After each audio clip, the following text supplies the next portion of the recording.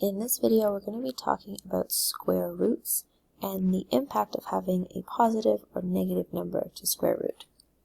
Now, before we get into all that, let's back up a bit and talk about factors.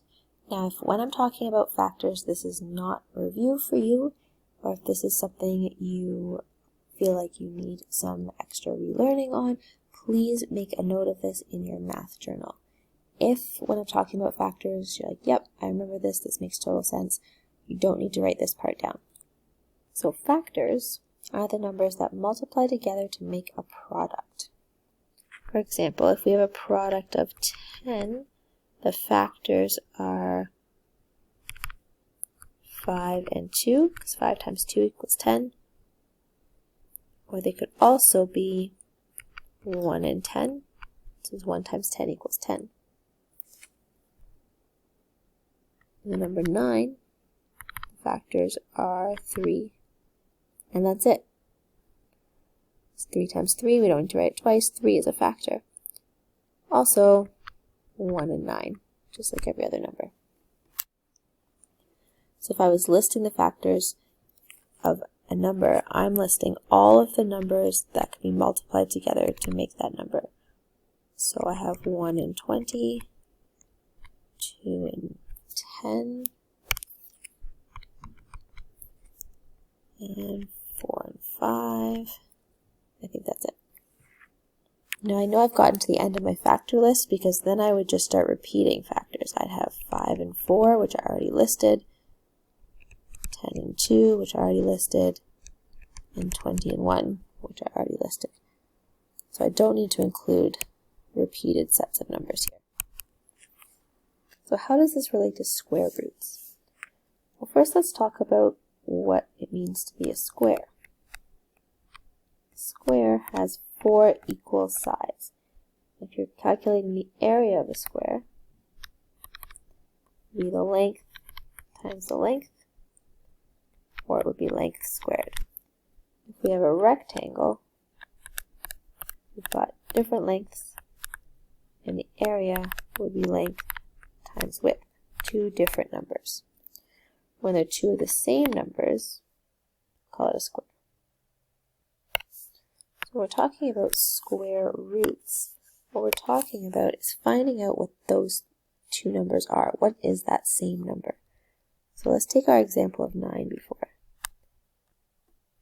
The square root of 9 is 3, because 3 times 3, that repeated number, equal to 9. The square root of 4 would be 2, since 2 times 2 equals 4. Try this on your calculator. So on your calculator, there should be a button that looks like this. This is your square root button.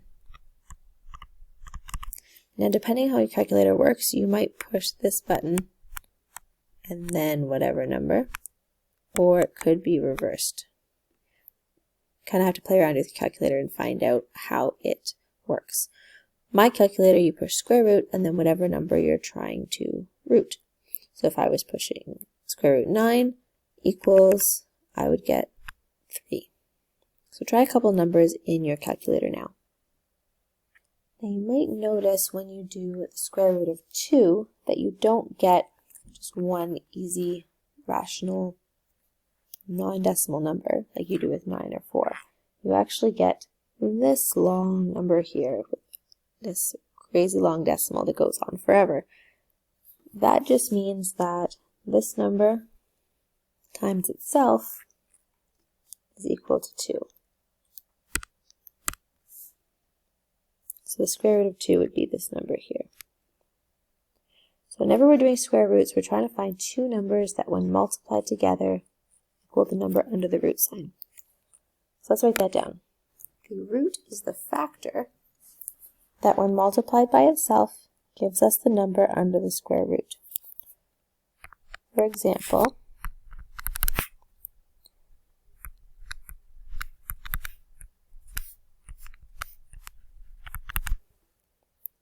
square root of 9 would be 3. So now that we've kind of understood what I mean when I say square roots, let's talk about what it means to have a negative number under the square root.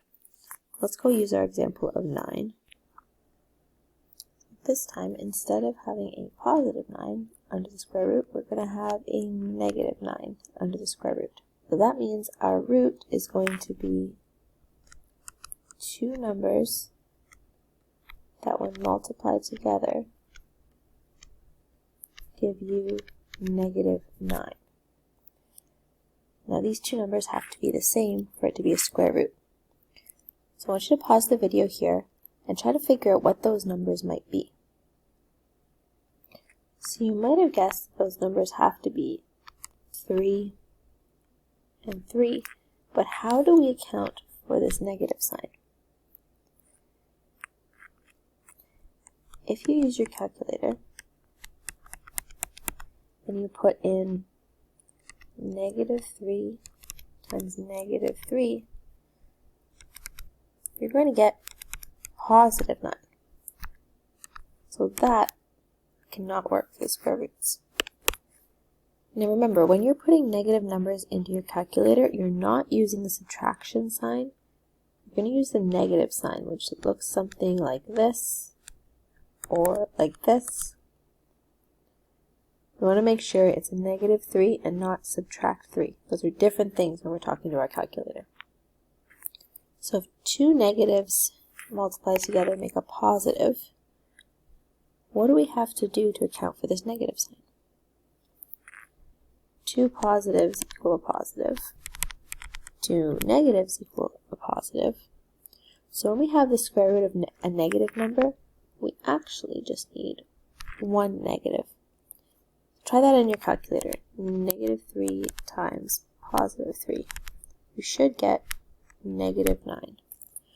So this works because the numbers are the same, but because we have a negative number under the square root, we need one of those numbers to be negative.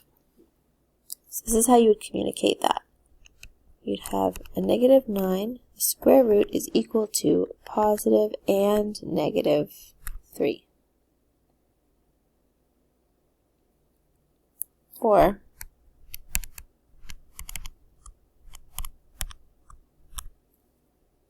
you can list both numbers, but this is more common.